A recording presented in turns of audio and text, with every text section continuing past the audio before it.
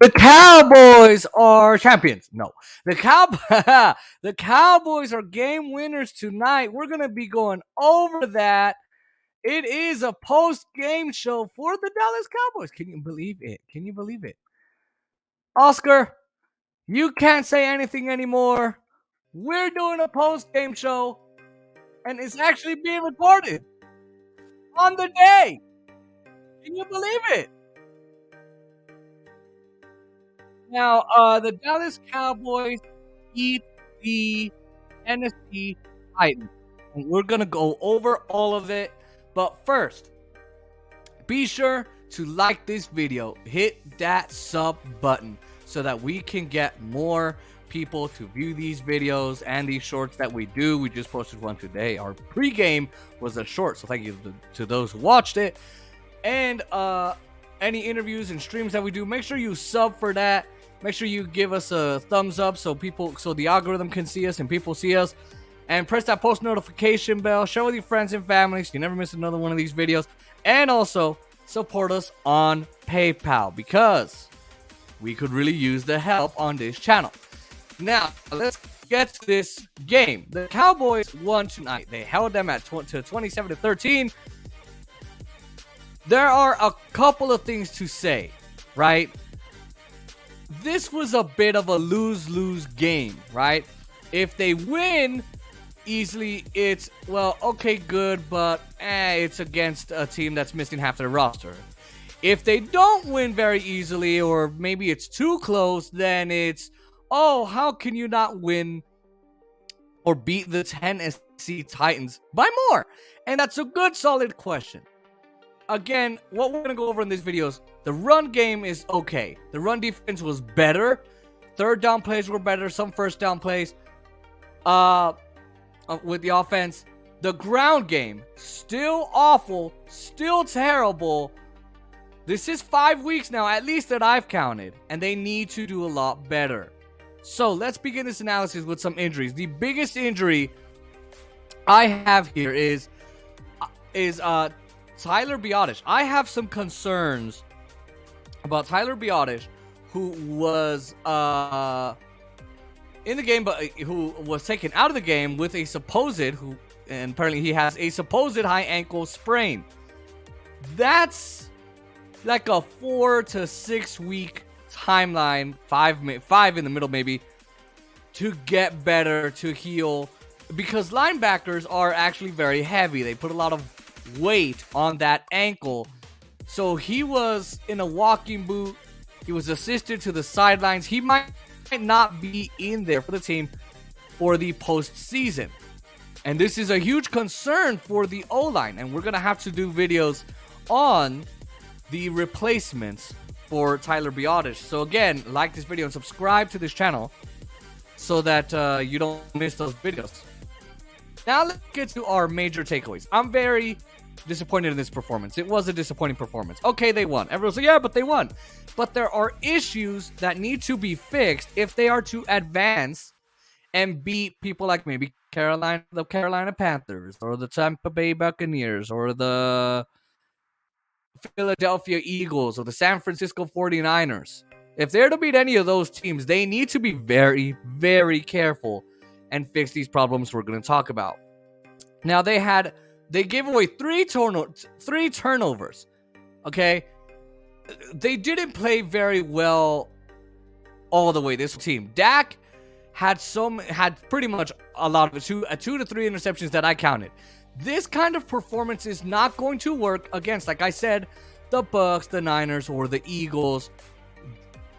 They keep playing down to their competition, and again tonight they played down to their competition, especially in the first half. That first half, it was too close. Drives were not effective. Passing game was rough. Yeah. Now the next takeaway, or I guess the other one that I have, the first one really, stop the turnovers. Offense is putting up about 35 points per game. The offense is pretty elite when it plays like that, right? And it's good. Dak runs at least 20 of the times they run the ball, and they do put up those points. But the interceptions, the INTs, they are terrible. Hendershot took a ball directly to the chest in between the 8 and the 9.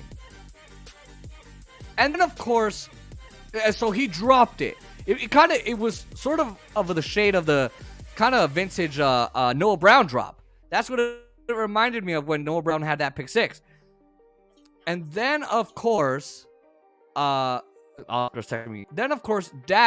had that bad INT to Schultz. It was terrible. It got picked off, or it got intercepted. They need to be better in this area and stop those turnovers or minimize them, because these things won't be any better or work against or work out in their favor at all against whoever's the potential NFC South winner. Okay, in that way. I don't remember who's in the NFC South, but possibly Brady. You never know. Oscar will let me know. I'm pretty sure it's Brady. Listen, these are mistakes that Brady, that Purdy, that Hurts, any of these guys will take advantage of these mistakes. And it doesn't matter that Brady's kind of weak right now and he's washed and he's getting beat by a lot, like 35-7. They can still beat us if they are doing this bad, if we have these turnovers, if they don't fix this, and if they don't fix the communication between Dak and the tight ends, Dak and the receiving core, and if the O-line doesn't fix itself too. You're gonna struggle, and these teams are gonna take advantage. Their playoff lives are on the line. The Super Bowl's on the line. This is not good, folks. It's really not. Now, let's look at the defense. The defense averaged 4 yards per carry. I would say it was a okay / kind of good defensive performance. The run defense was elite. They only allowed 13 points. They held them to 13. That's nice. And of course, they had 2 sacks, had some hurries, and some pressures. Nashawn Wright, he had that INT. He had an INT there. He was targeted at least 10 times. That's a lot. That's a lot for a second cornerback. They're not throwing to Trevon Diggs a lot. In fact, his numbers have been so down, they're not throwing to him. Okay?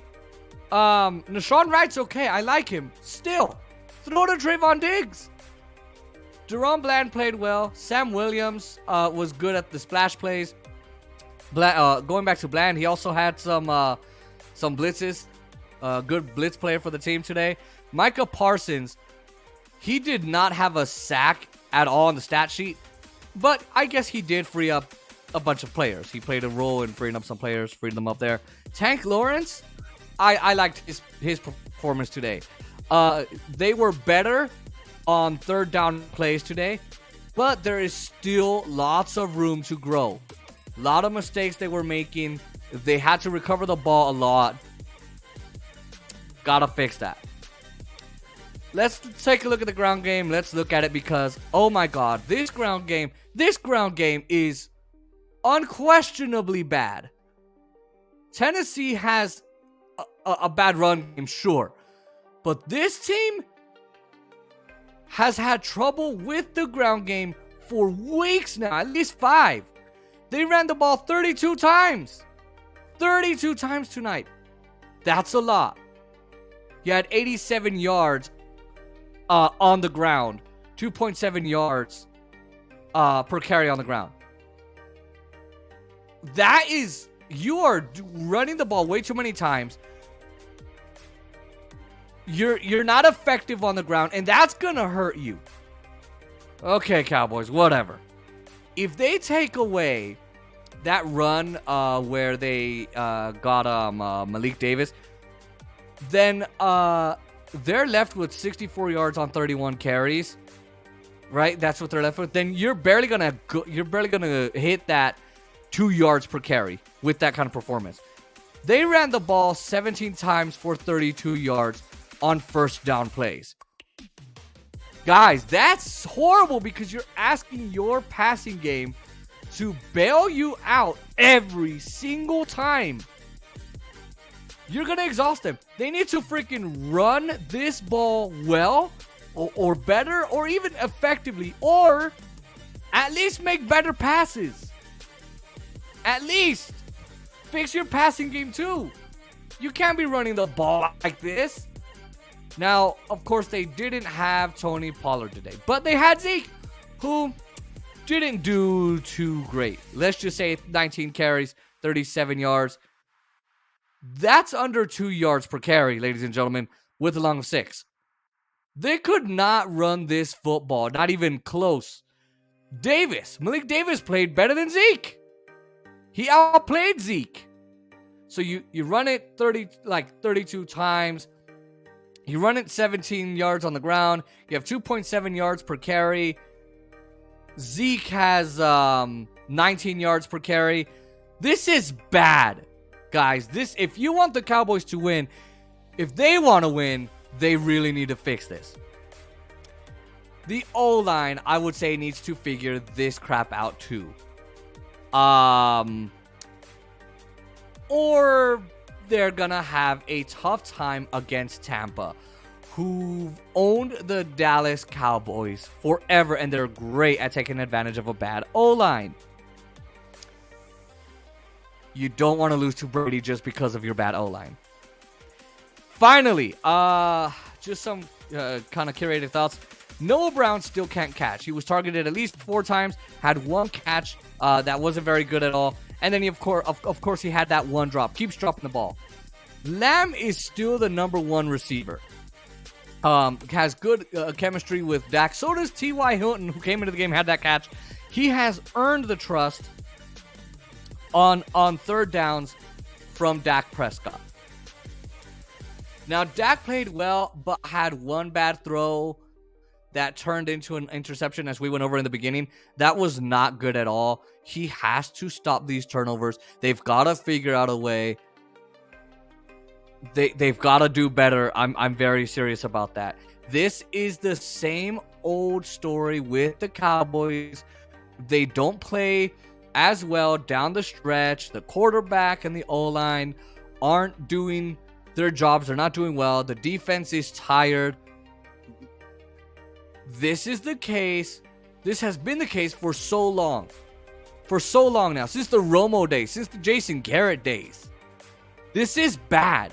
It's the same old thing with the Dallas Cowboys. If they don't fix these problems, I do not trust this team to do anything in the playoffs. I don't. You cannot trust the Cowboys to do anything in the playoffs if they are continuing to play like this. You got to fix the run game. You got to run the ball more effectively. You got to shorten your drives. Keep those blitzes going. Keep breaking those tackles. Lamb, I saw he had a good, he broke a tackle pretty cool. I liked it. Pretty good. Oh, your penalties. You haven't had many lately. You had, I think, 3 or 5. 3, I think. They had a kick player interference or whatever. It's where they interfere with the punter. I guess, Oscar, you can correct me if I got it wrong. They kept getting 15-yard penalties. That will reverse your drive in a second. This has got to stop. I'm serious. Otherwise, I don't see the Cowboys doing anything. And I don't see a good outlook for the playoffs. And make sure you like, comment, share, and subscribe to this channel. Give us that sub if you like what we're talking about. Make sure you comment. Let us know what you think. Share with your friends and family. Press the post notification bell so you never miss another one of these videos. And support us on PayPal so you never miss another one of these videos. Or so we can continue doing these videos. And also, we're going to be uploading more shorts. So get ready for that. All right. We'll see you next time. Peace.